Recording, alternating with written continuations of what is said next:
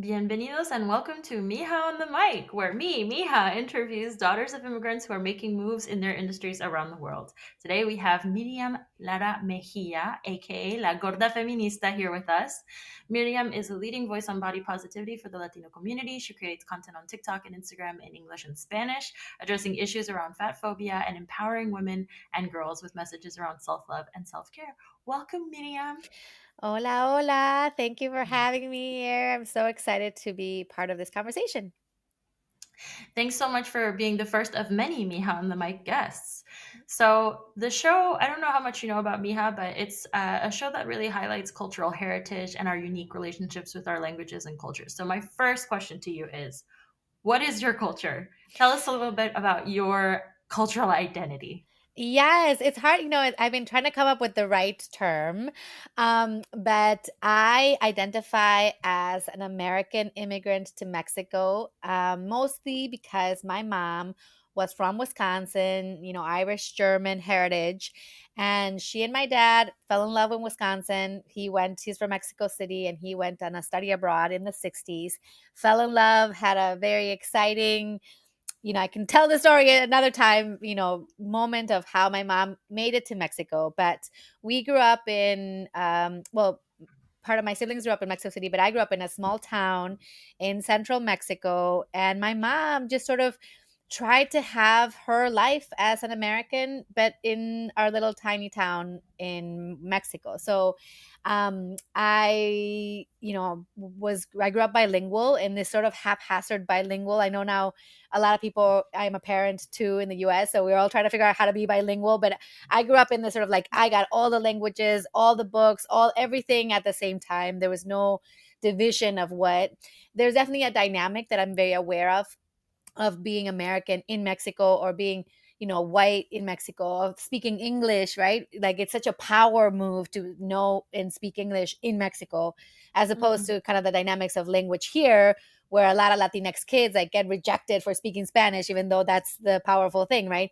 Um, so and my father, I think people always forget, like, my father has a long heritage of a lot of mix of things, right? So he has like Belgian blood of people who came to do businesses in Mexico, like, in the 20s, and French blood, and of course Spanish blood, and indigenous blood. So there's like a lot of mixing going on, a lot of different cultural heritages. I'm very proud that both of my families have been interested in knowing their history, so it's kind of incredible to be kind of aware of that. So, as the moment, I identify as a Wiscaxican, so a Wisconsin, very Wisconsin person, but also very Mexican person.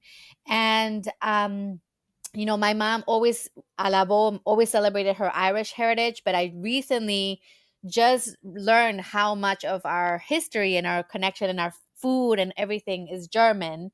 But my mom was a baby boomer, so a lot of people were not talking about their German heritage at those times. So I didn't Mm. grow up with that. So it's a kind of as most people, the mixing is massive, right? Yeah. But as now living in the U.S., it is a different dynamic, right? Like, it's sort of, how do I celebrate my American heritage in Mexico while also recognizing that, as people who were born here, it's sort of different.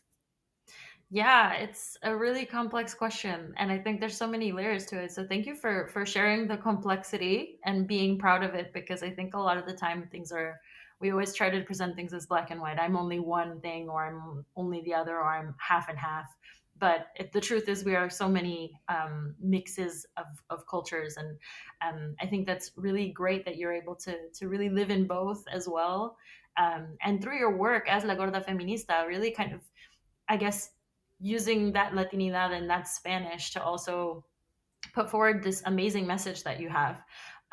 Before we jump into your work for that, I really want to talk about what home is for you, because with all of that complex question, on Mija podcast, the main character of the show is always kind of asking herself, where do I fit in this cultural story? My parents are from here, I'm from here, we share something, it's blood, it's history, but at some point there's going to be a disconnect. So I would love to hear about what home is for you, because I know you say Wisconsin Mexican, but you did grow With up in Mexican. Mexico. Was Mexican. Yeah. Was Mexican. So Yeah. Which I was where's thinking, home? yeah, I was thinking about the logo for Mija podcasts and how it's a tree, right? And I Yeah. um recently did a photo shoot for an underwear brand, and I have a little tattoo, a little tiny tattoo in my solar plexus that is a tree. And not a very pretty tree. It's, I whatever, I did in the 20s. And they asked me what it meant, and it meant that I am home. I am the tree. Me, my everything of me, right? So for me, like, Mexico is home, but so is Wisconsin and so is California. So there's a lot of like, for me, the home, the part of what home is, it's my identity, and it's sort of where I choose to put roots in pieces of my life. And so, yes, when I go to Mexico, and I go every year, to see my family, it's very much home. And also, it's not home anymore, right? Like, at the same time, Mexico, and I don't know how it is in other countries, but Mexico has gone through such an incredible shift because so many people who migrated to the US are now back in Mexico, right?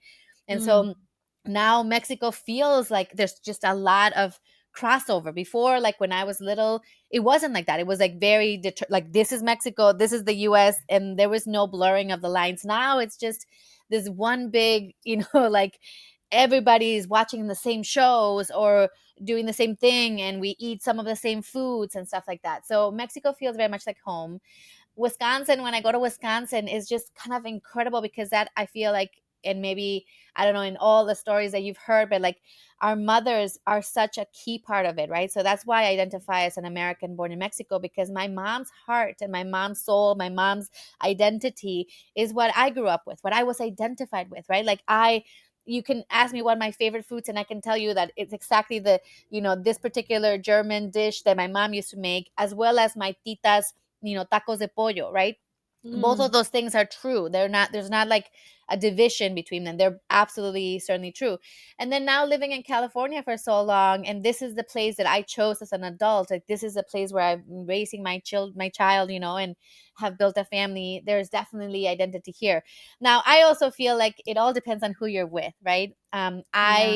I moved to the US, like, for my last year of high school, so that I could graduate and then go to university as an American. I was an American citizen, but I wasn't like living in the US. And that Mm. last year of high school, as you can imagine, being a senior in high school when I have no friends, I don't know anybody, it was like the most horrible experience in my life. It's the worst year of my life.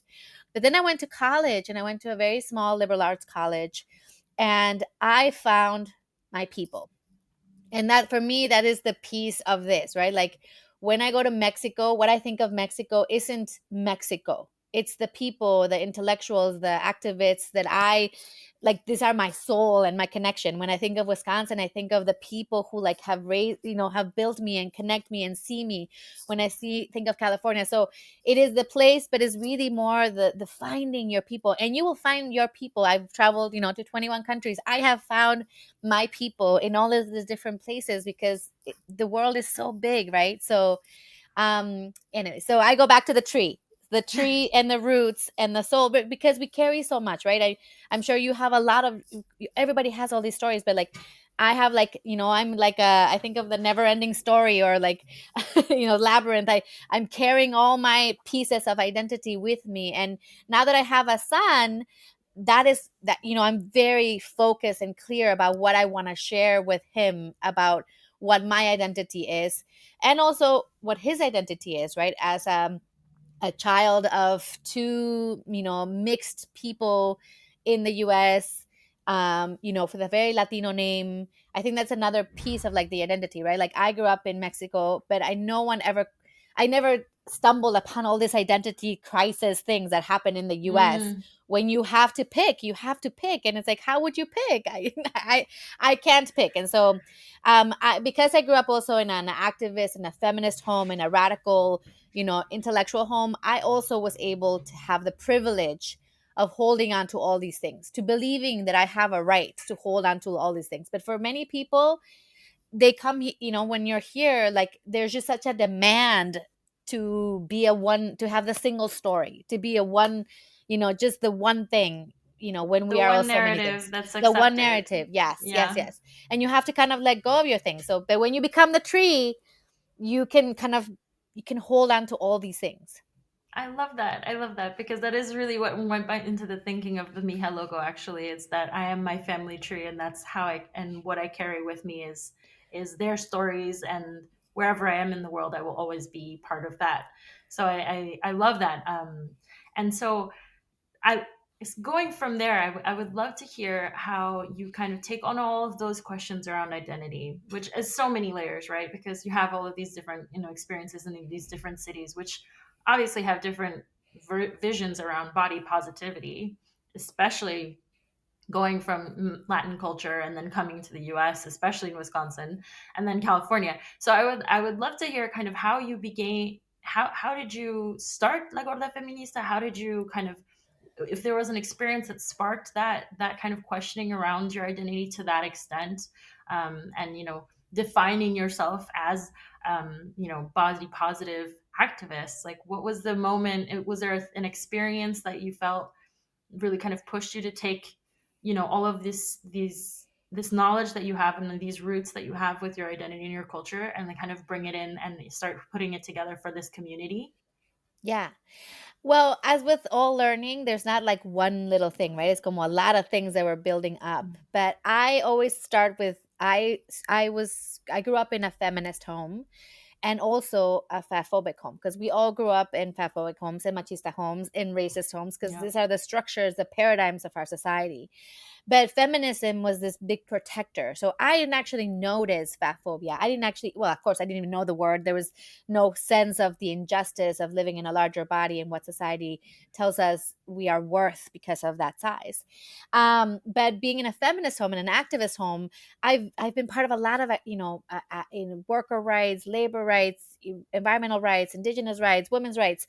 So Mm. it is only natural that, like, when I learn about how fat phobia is this structure that makes people believe that people in larger bodies are inferior humans, right? And we can all, anybody who's done any social justice work can like hear that and be like, that's not right. Like, what? Can we build a society that's built on the inhumanity of one group of people? So that's kind of part of like the mix, right? I also say that one big part of the mix is traveling, and Mm. that's how we learn about gender. For example, we learn that, like, what we think is normal is not normal in other places, right? So my first traveling experience was in a very fat, positive country, Tanzania, and I had this very crazy experiences where people, I was in the with the Maasai community tribe, and they would greet me as like woman in their language, and all my thinner partners or colleagues, they would greet them as girls, because for them having a larger body meant you were, more fertile, right? All these things, right? So this Mm. was kind of like building up on me. Then I traveled in East Asia, where it's incredibly just fat phobic communities, where like having a body that's just really really slender is important for as a cultural norm, and where I got called a monster, I wouldn't be allowed to go into restaurants, like things like that. So having this kind of dynamic of, like, in some places my body is celebrated, in some places my body is rejected. In the Mm. US, I mean, anybody that grew up at my age, like in the early 2000s, I mean, all these people we were told were so fat, Britney Spears, and Muffin tops. yeah, and it's like, oh my gosh, like, they're not. But we were told that it was the most incredible, body shaming that we experience. And so traveling is one of the pieces that kind of contributes. So now I have the activist, I have the traveling, and then I had a kid. And I've actually always been really comfortable with my body. Of course, going through, I think, in the 20s, there's a lot of stages in your life, as your bodies change, and society, like, doesn't really tell us, like, hey, bodies change and that's okay, right? You're like, you have a Mm. baby and you're supposed to go back in time to another body that is no longer there, right? So the activist part and the travel part were big parts of this. And then getting pregnant, having a child, the kind of the shifts of body, learning more about, like, For example, I got really educated about weight and pregnancy because I had a larger body. I had a lot more monitoring because I had a larger body. But when you look at the science really doesn't prove like why we are doing this incredible monitoring on larger bodies. It's just that we're afraid that women will get fat and then they won't lose the weight. And that's the key part of this, and that's kind of crazy, right? So as many people during the pandemic, we heard a lot of stuff around fat phobic comments, and just hearing people be so dissatisfied with their body, or hearing people being like, I'm so happy I got sick so I lost some weight, right? Like all those things that we have heard in many times in many spaces. So for me, the one catalyst moment that I always share, and I feel is really important to share, but I was talking to my mother-in-law who was Colombian, and she was talking about someone that had 6 months, she was 6 months pregnant, and she said, oh yeah, she's so skinny, she looks so good. And to me, that was kind of the straw that broke the camel's back. The idea of like, we celebrate, that's literally diet culture, we celebrate and value thin bodies over healthy bodies, right?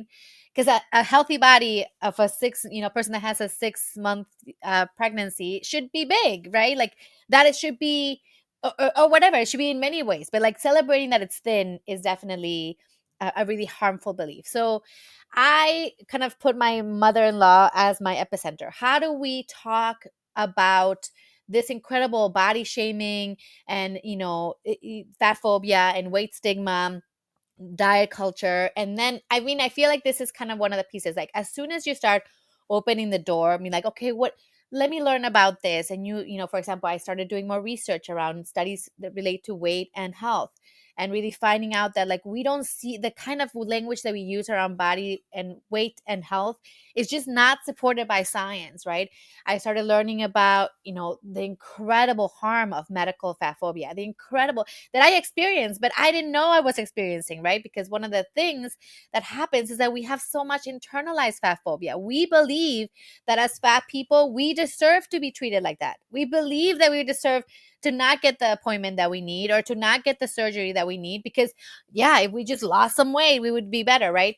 I learned about, all about like weight, how do we like, how our bodies react to diets, and of course diet culture. And then I learned about the background around fat phobia, the way that it's built on racism, the way that it's built on the dehumanization of Black people, when and when people first started to like rob people and steal people from Africa for the Americas and Europe. And so when you start like kind of building all the pieces, for me, lo que me pasó a mí, what happened to me, Lori, was I went back and I was like, oh my God, that moment, that is fat phobia. That moment, that was not justified. That moment, that was not that moment. Like it started to build up this idea of like all the things that I've experienced, right? Because when the moment that you kind of open your eyes, you realize this is what I have lived. This is what my mother has lived, And I think of my mom, and she never not was not on a diet. She wasn't even that, her body was not that big, but she was bigger than other people. All her life she was in a diet, right? And so kind of all these things I kind of combine, the activism, the travel. I spent 15 years working in an organization that does popular health education. The idea that we can create tools for people to be actors and agents of their health, and I see myself as part of that. Like I want to be an educator of that. So then I was like, mixing it everything, activism, travel, educator, and this sort of like injustice of fat phobia. And the reason I chose to do it in Spanish is because I didn't see anything. I didn't see anything that I could share with my suegra or my husband, and I was like, this is it. I'm going to do this work. And, now I've done it for like a couple of years, and it's taken different directions. What's really cool, and I was reflecting on this, is like so many of the people who first came to me and they're like, I knew nothing about this, now are doing their own activism, right? So it is kind of this moment where like the moment you first start to realize it, it just opens up this whole world, right? Of like how we mobilize. And now there's like all kinds. I mean, in New York, for example, there's a big, action. Being discriminated against you because of your weight is still legal in almost every state in the United States, right? So there's a mobilization there. In Argentina, they have a new law for making sure that all clothing comes in sizes that fit all bodies, right? Because that clothing is a human right. Being able to clothe your, like, get if it's cold, wearing a jacket, if it's hot, wearing something that fits you is a human right. It's an important part of our humanity. So, anyways, and then because I have a child and I have a Latinx child, I want to have the tools to like take with him with school, take with him with his teachers, take with him in the world, that is going to constantly tell him now and continuously that fat bodies are bad bodies, right? And how many people does he know that have fat bodies? And we are good people, we deserve all the same rights. So it's a little bit of like breaking the cycle. But doing it in Spanish has been really powerful. It's been really exciting. It's really, it feels like such an honor to be able to articulate a lot of stuff in and for Latinx communities. And not only in the US, but of course, like Mexico, Colombia, Argentina, right? Like really, really connecting the dots. And I'm just really proud to be part of a big network that is ever growing around body justice and body liberation. And yeah, so it's kind of combining a lot of different aspects of my identity into this work. That's incredible. I when I hear you talk, I think a lot about my own experience, and you don't notice it until you notice it, and then you go back and think about every single instance in which you were reminded that your body was not normal in that space. Yeah. And you go back to the schoolyard, and I was a little chunky when I was younger, and I had a kid call me fat, and I took that so much to heart that I dieted, and I didn't even know what I was dieting. I was just like, I'm gonna drink more water or something, like, because I thought it would curb my appetite in some way.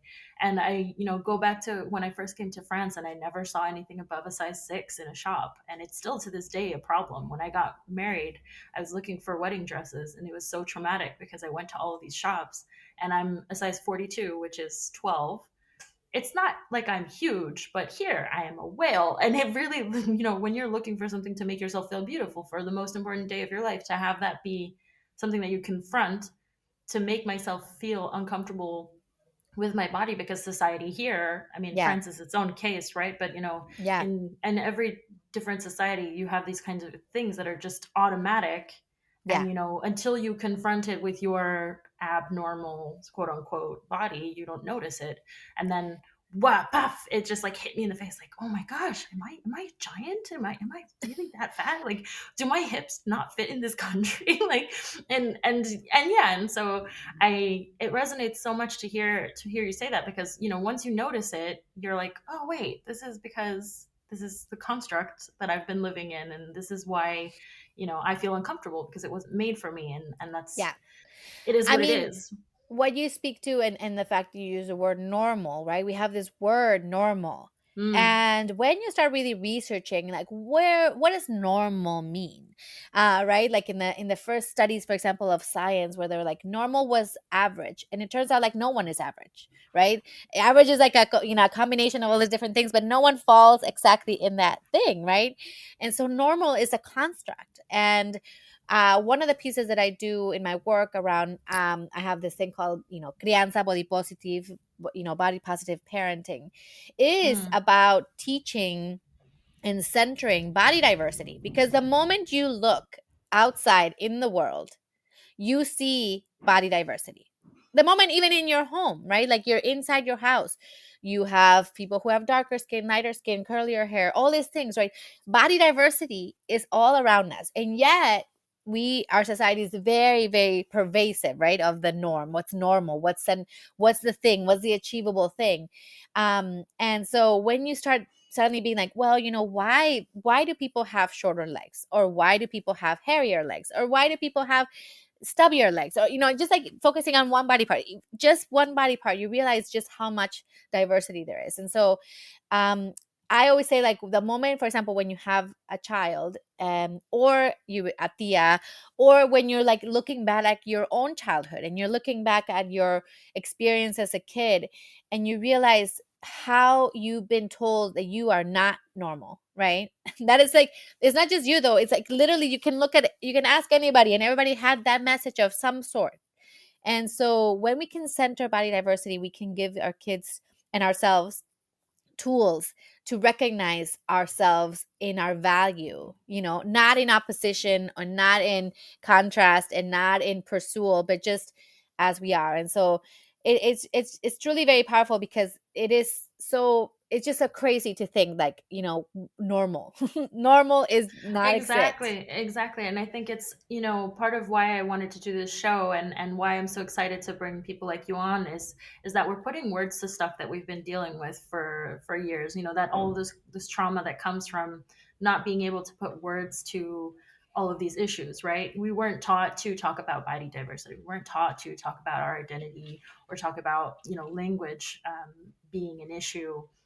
We weren't taught to kind of identify those things, because you just encounter them in life, and you kind of get over it. In our show we have stories about characters facing discrimination, and it wasn't like their parents taught them about what, one day you will be in this Yeah. situation. They it's their first experience of it, and so you just go on with your life, and then you realize how much it's affected you. And I'm so glad that now we're in this space, and we have the power to kind of give a name to all of this stuff, and think through it and talk about it with a community, and not feel so alone in the experience, and not feel like you're the only one going through it, because me has everyone is going through it. um, yeah, no, Yes, I mean, yes. yeah, yes, yes. No, so I would love to continue, and really just to kind of get a sense of what you think is the future of this whole movement, because it's, in recent years I've seen that there has been a lot of body positivity, and like that messaging is very powerful. Artists like Lizzo are very popular. I went to her concert recently, and there was a mom and her two teenage daughters there, and I was like, oh, this is amazing. Like, if I had had that when I was younger, to like have this visual of someone who looks like me, and like doing that, and just having this girl who's so proud of her body. So I would love to, yeah, just to hear your thoughts on, where do you think this is going, this movement of body positivity, and what's the future of it? Right. So I always think, like, to kind of go a little bit back and remember where body positivity comes from, right? And it comes from the body politics of the 60s. That was the connection of, like, second wave liberation, feminist liberation, and fat acceptance and fat liberation movements, and disability justice and the civil rights. So it took a long time to get to a place where it feels like we're now really celebrating bodies of all kinds. As a person that's kind of sitting between US, which has its own, like, the US has a longer history with this, right? Like, this is where a lot of this movement starts. And, Latin America, for example, is more recent, right? Gordophobia doesn't come into the lexicon in Latin America until like 10 years ago, right? Where it's been in the lexicon for like 7 years in the US, and weight stigma and all these different words that you can use. So I think that we're seeing now kind of a different wave, right? And also, I'm very connected to my colleagues in, for example, Korea. So Korea has its own other thing, right? They're going through their current second wave of feminism that's coming with all these different politics around there. So there's, like, I feel like it's really segmenting, and I kind of really love that, because it's based on the realities of each community. um so I think that's really powerful. But what I think is, like, right now we're seeing a little bit of a backlash, and unfortunately, with every social movement, everything goes up and down, right? Right now we're seeing, these drugs that are very, incredible drugs that are leading to weight loss, but of course, they haven't been studied for long term. They have all these crazy things like thyroid cancer and like pancreatitis and all these different things that are, like, going to be destroying people, right? So I think what's going to happen is, I do think that seeing body diversity and centering body diversity is a big piece of this whole thing, right? So we're gonna continue seeing more of that. We're gonna see more and more diversity. Like, someone that has just your particular, this particular hair and this particular thing, you're gonna find more and more of these, like, niche communities that are going to be so powerful. Because, like, the moment you see yourself, it, like, changes you, right? It changes you when you see una gorda or a fat person dancing ballet, and a fat person dancing, and a person with one leg doing, all these things changes your mind. It changes your perception of yourself. So we're gonna see more body biodiversity for sure. We're gonna see more people like, this mija like so many people, so many mijas going are breaking cycles. They're breaking cycles now. I think that there's a little like, como me entiendes un poquito de este, what is it called? Like, like people thinking like, oh, it's just gonna be like, I'm gonna be healed and ta-da, it's done. But society, we know like is always gonna be bombarding us with things, right? So unfortunately, this is a battle that is a perpetual battle. It's not like ya vamos a llegar a un lado en tan tan. I do think that a lot of the politics of stuff, like I mean, Argentina, por ejemplo, in the United States, there's a lot of places like New Zealand is very in the forefront against body weight discrimination. We're going to see more like we need rules, we need laws that are preventing people from being discriminated because of their body size in all spaces, in school and work and medical offices. We're definitely going to see a shift in how we treat people, fat people in the medical office, and we have to see it because the studies are very strong that weight stigma is what's leading to worse health outcomes. So we're seeing all of these things. However, pues, it always comes a little bit to this, right?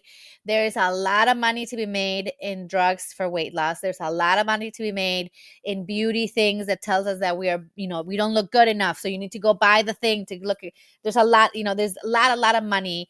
So that is not going to go away, and we always going to be bombarded with this. But I do feel like, as a person that is kind of working in this space around parenting and, reparenting ourselves and also parenting, the idea of really seeing body liberation as part of this massive thing of cycle breaking that we're all doing. I do think that that is something that is a big shift. It's a big shift for everybody, for ourselves and for our kids. But with all social movements, you cannot like just rest in your laurels. You have to continue doing the work, and you have to continue to being aware of the messaging, right? For many years, for example, diet culture changed to wellness culture, right? Now we talk about wellness, but it's basically diet culture, just like now it has a new and spiffy thing, right? So we have to be alert and we have to be educated. So I always say people like continue researching, continue connecting, continue celebrating, continue centering people, and can like just be aware, like what body liberation gives us is something that no one can take away from us. Amazing, amazing. Thank you so much for sharing that. And we're coming to the end. So there's this thing that I want to do with all of our guests, which is kind of speed round questions. See if you can answer really quickly Okay. one first thing that comes to mind. All right. Okay. Okay. So first question: what language do you swear in when you accidentally touch a hot plate? Definitely Spanish. What's your favorite food? I can't decide. Korean, Mexican, and German. Wow. Okay. Song that you've had in your head next week. This week. It's Pink's I'm Never Not Gonna Dance Again. It's a long title, but it's a really beautiful song. Okay. What's your last Google search that you're comfortable sharing? My last Google search was about summer camps for my son. Oh. Would you rather be trapped in a romantic comedy with your enemies or trapped in a horror movie with your friends? Oh no, romantic comedy with my enemies. With your enemy? Yes. If you could hang out with any body positive character, protagonist from TV or cartoons, who would that be? Mm. From the show La Flor Más Bella, a Netflix show from Netflix. I can't remember now. Miche. Her name is Mish. Mish. Yeah. Okay. That's it. Thank you so much for your time, Miriam. One last thought for all our Mijas out there. What is your advice for girls struggling to be body positive right now? Mijas. Mira, everyone is struggling, as Lori already said, but there is no mandato. There is no mandate to be anything. The gift of noticing body diversity and the gift of accepting or celebrating and knowing your body is just about you being able to take care more about yourself. There is no like end goal. There's no like, oh, suddenly you can do this and then be, have a label. It's all about, if you do body positivity right, it's about being able to enjoy your body and love your body and celebrate your body and see your body and know your body, all with the end goal of being closer to yourself and closer to experiencing the life that you want. So there's a lot of freedom, but if anything you see online does not make you feel good, makes you feel bad about yourself, mute it, cancel it, go away from it. It really is powerful to curate your spaces. I love that. Thank you so much. Now, tell us where we can find you. Yes, so I am La Gorda Feminista in almost everywhere. TikTok, Instagram, YouTube, Pinterest, Discord. I mean, wherever you are. You can also look me up at lagordafeminista.com, .com, and email me at Miriam at lagordafeminista.com. Thank you so much, Miriam. And that's it. Thank you and ciao. Ciao.